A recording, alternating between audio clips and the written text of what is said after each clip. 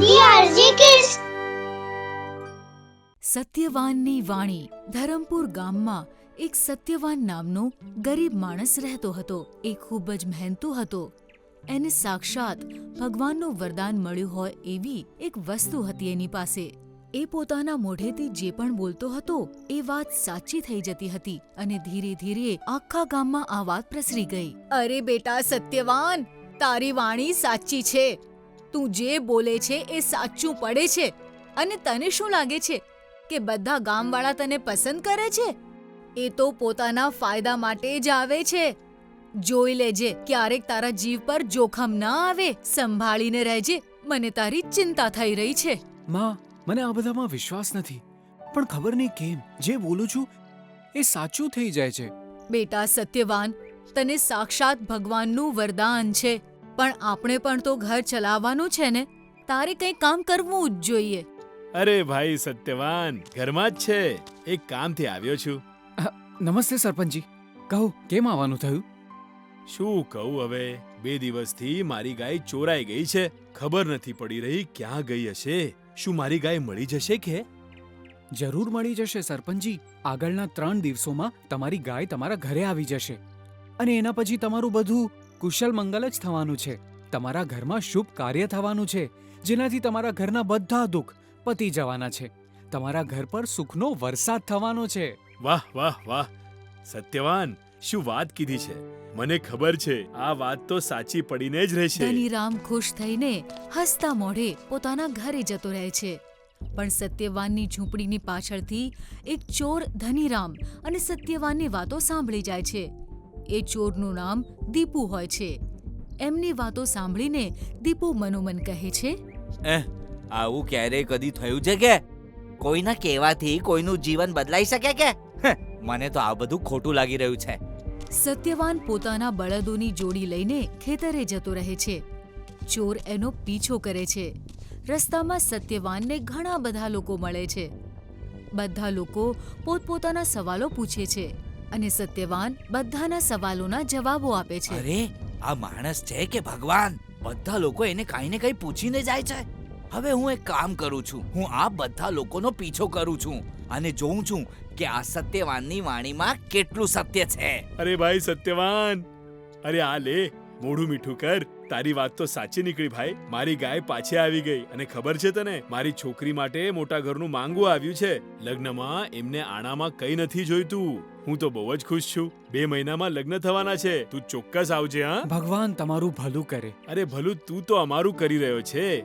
અમારું નસીબ છે કે તારો જન્મ અમારા ગામમાં થયો. તું તો સાક્ષાત અમારા માટે ભગવાન જ છે. દીપુ ફરીથી એકવાર ધનીરામ અને સત્યવાનની વાતો સાંભળી જાય છે અને પછી ગામના 2-3 લોકોની પાછળ જાય છે.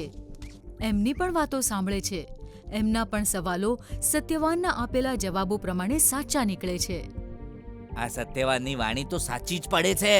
આ તો મારા માટે ફાયદાનો સોદો છે. સત્યવાનને શંકા જાય છે કે કોઈક એનો પીછો કરી રહ્યું છે. 2-3 દિવસ સુધી એવું ને એવું ચાલ્યા કરે છે. મને કંઈક વિચિત્ર લાગી રહ્યું છે. લાગે છે મારી સાથે કંઈક ખરાબ થવાનું છે. લાગે છે મારો જીવ જોખમમાં મુકાવાનો છે. કંઈક ને કંઈક તો ચોક્કસ થશે. ના બેટા, આવું ન બોલ, કારણ કે તારા મોઢેથી નીકળેલો એક કે એક શબ્દ સાચો પડે છે. જવા દો માં, તમે ચિંતા નહીં કરો. જે થશે સારા માટે જ થશે. પણ બેટા, મને ચિંતા થાય છે. વિમલ અને સત્યવાન ખાવાનું ખાઈને સૂઈ જાય છે. અડધી રાત્રે સત્યવાનની ઊંઘ ઉડે છે અને ખેતરમાં કોઈ પ્રાણીનો અવાજ આવે છે અને દંડો લઈને ખેતર તરફ જાય છે. એટલામાં અચાનક દીપુ પાછળથી આવીને સત્યવાનની ઉપર ધાબળો નાખી દે છે અને એને બેભાન કરીને એને ઘસડીને ગામની બહાર પોતાની ઝૂંપડીમાં લઈ જાય છે અને બેભાન અવસ્થામાં જ એને ખુરશી સાથે બાંધી દે છે. સવારે એ ભાનમાં આવે છે. કોણ છે તું? કોણ છે તું? મને અહીંયા કેમ લાવ્યો છે અને મને બાંધીને કેમ રાખ્યો છે? હું એક ચોર છું, ચોર. મને વહેલી તકે એક મોટો માણસ બનવું છે. મેં ગામના તારા કારનામા જોયા છે અને સાંભળ્યા છે. તું જે બોલે છે સાચું જ પડે છે, એટલે જ તને ઉપાડીને લાવ્યો છું. પણ હું તો ગરીબ છું. મારાથી તને શું ફાયદો થશે? આજથી તું બસ મારા વિશે જ બોલીશ. મારી બધી ચોરીઓ વિશે તું મને કહીશ. આમ હું મોટો માણસ બની જઈશ.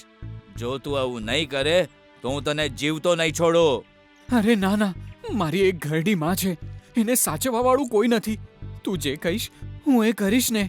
સત્યવાન ડરી જાય છે કે જો એણે આ ચોરની મદદ કરી અને આના વિશે સાચું કહ્યું તો ઘણું અનર્થ થઈ જશે.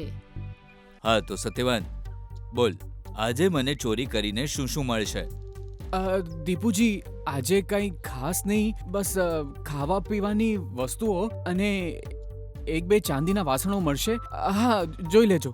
હા, આજે તો પહેલો દિવસ છે. જોઉં છું તારી વાણીમાં કેટલું સત્ય છે તે. આમ કહીને દીપુ રાતના અંધારામાં ચોરી કરવા જતો રહે છે અને સવારે પાછો આવે છે અને સાચા મનથી કહે છે, અરે તારી વાત તો સાચી નીકળી.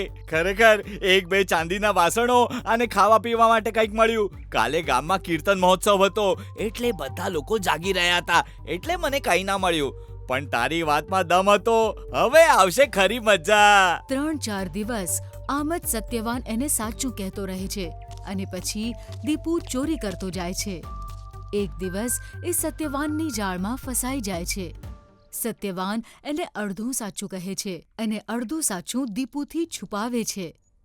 અહીંયા સત્યવાનની માં બધા ગામવાળાઓને સત્યવાન વિશે પૂછે છે. તમારા સપનાઓ સાચા કરવા માટે તમને સત્યવાન જોઈએ. તમારી વાતો સાચી કરવા માટે તમને સત્યવાન જોઈએ. તમારી તકલીફો દૂર કરવા માટે પણ તમને સત્યવાન જોઈએ. અને આજે મારો દીકરો ખોવાઈ ગયો છે તો કેમ કોઈ પણ મારી મદદ કરવા માટે તૈયાર નથી. હું બધા ગામવાળાઓને હાથ જોડીને વિનંતી કરું છું કે આપણે સત્યવાનને શોધવો જોઈએ. અને અહીંયા દીપુ ફરીથી સત્યવાનને કહે છે, આજે હું એક મોટા ઘરમાં ચોરી કરવા જઈ રહ્યો છું. બોલ, મને ત્યાં શું શું મળશે? ગામમાં એવું કોનું ઘર છે જ્યાં તું જઈ રહ્યો છે? કાલે સરપંચજીના ઘરે એમની છોકરીની સગાઈ છે. ત્યાં બહુ બધો માલ મળશે. સત્યવાન મનોમન વિચારે છે. દીપુ, હું તને કહીશ, પણ એને માટે આજે રાત્રે મારે મંત્રો વાંચવા પડશે, પૂજા કરવી પડશે. એના માટે તારે મારા હાથ ખોલવા પડશે, કારણ કે જ્યાર સુધી હું પૂજા કરતો રહીશ ત્યાર સુધી તારું ચોરીનું કામ પૂરું થતું રહેશે, નહીં તો અનર્થ થઈ જશે. દીપુ સત્યવાનની વાતોમાં આવી જાય છે અને એના હાથ ખોલી દે છે અને ઝૂંપડીને તાળું લગાડીને જતો રહે છે. સત્યવાન ઝૂંપડીનું તાળું તોડે છે અને એમાંથી બહાર આવે છે અને ચોરના પહેલા સરપંચજીના ઘરે પહોંચી જાય છે. અરે સત્યવાન, ક્યાં હતો ભાઈ? તારી માં પણ ચિંતામાં છે. સત્યવાન ધનીરામને બધી હકીકત જણાવે છે અને બધા ગામવાળાઓ ધનીરામના બંગલાની આજુબાજુ છુપાઈને બેસી જાય છે. એટલામાં દીપુ ત્યાં ચોરી કરવા માટે આવે છે. ચોરીનો સામાન લઈને દીપુ ભાગવાનો જ હોય છે કે બધા ગામવાળા ટોર્ચ ચાલુ કરીને અજવાળું કરી દે છે અને દીપુને ચોરી કરતા પકડી લે છે. સત્યવાન, એટલે તે મારી સાથે દગો કર્યો? તે પૂજાનું ખોટું બહાનું કાઢીને મને જાળમાં ફસાવી લીધો? મેં કંઈ નથી કર્યું. તને તારા કર્મોની સજા મળી છે દીપુ. તું આટલી ઉતાવળમાં હતો કે આખી વાત સાંભળી જ નહીં. હું તો આગળ બોલી રહ્યો હતો પણ તું તો ઘરેથી નીકળી ગયો. તને બહુ ઉતાવળ હતી ને ચોરી કરવાની. આગળની વાત? એ જ કે આજની ચોરીમાં તું ચોરી કરતા પકડાઈ જઈશ અને બરાબર એમ જ થશે. પણ મારા કીધા પહેલા જ તું ત્યાંથી નીકળી ગયો અને અડધું સત્ય સાંભળીને તું ચોરી કરવા આવી ગયો. સરપંચ અને બધા ગામવાળા દીપુને લઈને પોલીસના તાબે કરી દે છે અને બધા લોકો સત્યવાનને ઉપાડીને એનો જય જયકાર કરે છે. સત્યવાન આપણા ગામ માટે એક વરદાન છે. એટલે હું તમને બધાને, બધા ગામવાળાઓને વિનંતી કરું છું કે આજ પછી કોઈ પણ સત્યવાન પાસે જશે તો સત્યવાનની આપણે મદદ કરવાની છે. આજે ગામમાં ચોરી થતા રહી ગઈ. સરપંચનો ફેંસલો બધા ગામવાળા માની લે છે અને એ દિવસ પછી સત્યવાનની પરિસ્થિતિ સુધરી જાય છે. ઘરબાર બદલાઈ જાય છે અને આ જ રીતે એ આગળ પણ ગામવાળાઓની મદદ કરતો રહે છે. કોઈ વસ્તુનો જો સમાજ માટે ફાયદો થતો હોય તો તેનો સાચો ઉપયોગ થવો જ જોઈએ.